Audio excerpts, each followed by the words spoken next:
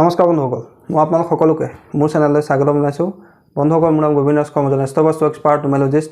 বন্ধুসকল, আপোনালোকৰ সুবিধাৰ্থে মই চেনেলটোত বাস্তুৰ সম্পৰ্কে, সংখ্যাতত্বৰ সম্পৰ্কে, জ্যোতিষৰ সম্পৰ্কে, তাৰ লগতে আপোনালোকৰ বিভিন্ন সমস্যাৰ সমাধানৰ উপায়সমূহৰ সম্পৰ্কে আলোচনা কৰি থাকোঁ। গতিকে যদিহে আপোনালোকৰ মোৰ চেনেলৰ ভিডিঅ'সমূহ চাই ভাল লাগে, অনুগ্ৰহ কৰি মোৰ চেনেলটো ছাবস্ক্ৰাইব কৰি ভিডিঅ'সমূহ লাইক কৰিব, কমেণ্ট কৰিব আৰু যিমান পাৰে শ্বেয়াৰ কৰিব। বন্ধুসকল, আজি মই আপোনালোকৰ লগত এটা অত্যন্ত সহজ মেনিফেষ্টেশ্যন টেকনিকৰ সম্পৰ্কে আলোচনা কৰিবলৈ আগবাঢ়িছোঁ, যিটো টেকনিক অত্যন্ত প্ৰাচীন টেকনিক আৰু ইয়াক প্ৰয়োগ কৰিবৰ কাৰণে আপোনালোকৰ বিশেষ সময়ো নালাগে আৰু 1 টকা পইচা খৰচো কৰিব নালাগে।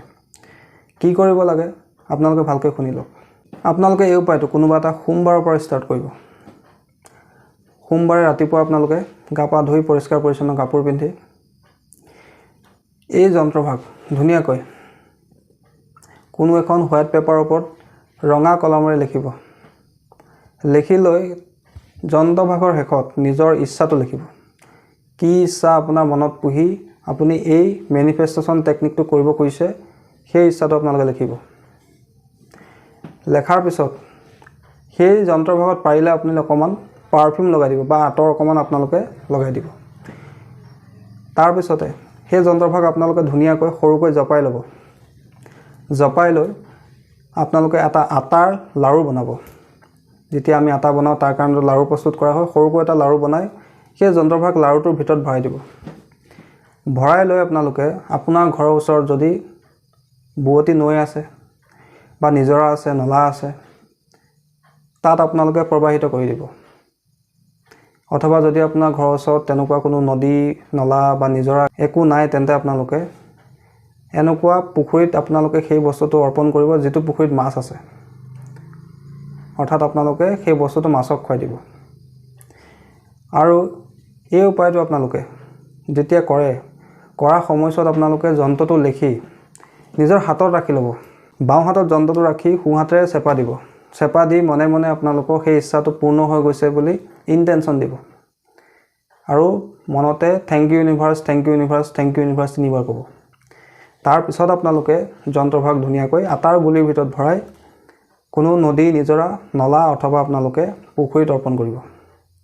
আৰু এই প্ৰক্ৰিয়াটো আপোনালোকে কোনোবা এটা সোমবাৰৰ পৰা ষ্টাৰ্ট কৰিব আৰু ইয়াক কণ্টিনিউ 40 দিন কৰিব। চাব আপোনালোকৰ যিটো ইচ্ছা মনত পুহি ৰাখি এই উপায়টো কৰিব, সেই ইচ্ছা অতি সোনকালে আপোনাৰ পূৰ্ণ হ'ব। কিন্তু এইখিনিতে এটা কথা কৈ থওঁ যে আপোনালোকে একেলগে 2-3টা ইচ্ছা তাত লিখি নিদিব। যিকোনো এটা ইচ্ছা, যিটো ইচ্ছা আপুনি অতি শীঘ্ৰে পূৰ্ণ হোৱাটো বিচাৰিছে, সেই ইচ্ছাটোহে আপোনালোকে যন্ত্ৰটোৰ শেষত লিখিব। আৰু যন্ত্ৰটো লেখাৰ পিছত আপোনালোকে কিন্তু ইনটেনশ্যন দিব নাপাহৰিব। বাওঁ হাতত ৰাখি সোঁ হাতেৰে চেপা দি যিটো ইচ্ছা আপুনি মনত পুহি ৰাখিছে, সেই ইচ্ছাটো পূৰ্ণ হৈ গৈছে বুলি মনতে ভাবি ইউনিভাৰ্ছক ধন্যবাদ দিবলৈ নাপাহৰিব। তাৰপিছতে আপোনালোকে সেই যন্ত্ৰভাগ কোনো আটাৰ লাডুৰ ভিতৰত ভৰাই মাছক খাবলৈ দি দিব। আৰু এই উপায়টোকে আপোনালোকে কণ্টিনিউ 40 দিন কৰিব, সোমবাৰৰ পৰা ষ্টাৰ্ট কৰিব। আৰু এই উপায়টো আপোনালোকৰ যদি মহিলাসকলে কৰে, তেওঁলোকৰ যদি মাহেকীয়াও হয়, সেই সময়ছোৱাতো আপোনালোকে কৰিব পাৰে। তাৰ পৰা আপোনালোকৰ কোনো ধৰণৰ সমস্যা নহয়। সম্পূৰ্ণ পৰীক্ষিত মেনিফেষ্টেশ্যন টেকনিক আপোনালোকে কৰি চাব, নিশ্চয় আপোনালোকৰ ইচ্ছা পূৰ্ণ হ'ব। আৰু এটা ইচ্ছা শেষ হোৱাৰ পিছত আপোনালোকে দ্বিতীয়টো ইচ্ছাৰ কাৰণেও ইয়াক প্ৰয়োগ কৰিব পাৰে। বন্ধুসকল, আশা কৰিছোঁ আজি আপোনালোকৰ একেবাৰে প্ৰাচীন আৰু একেবাৰে সহজ এই মেনিফেষ্টেশ্যন টেকনিকটোৰ সম্পৰ্কে জানি ভাল লাগিলে। যদি ভাল লাগিলে অনুগ্ৰহ কৰি ভিডিঅ'টো লাইক কৰি দিব, কমেণ্ট কৰিব আৰু মোৰ চেনেলটো ছাবস্ক্ৰাইব কৰিব। ধন্যবাদ।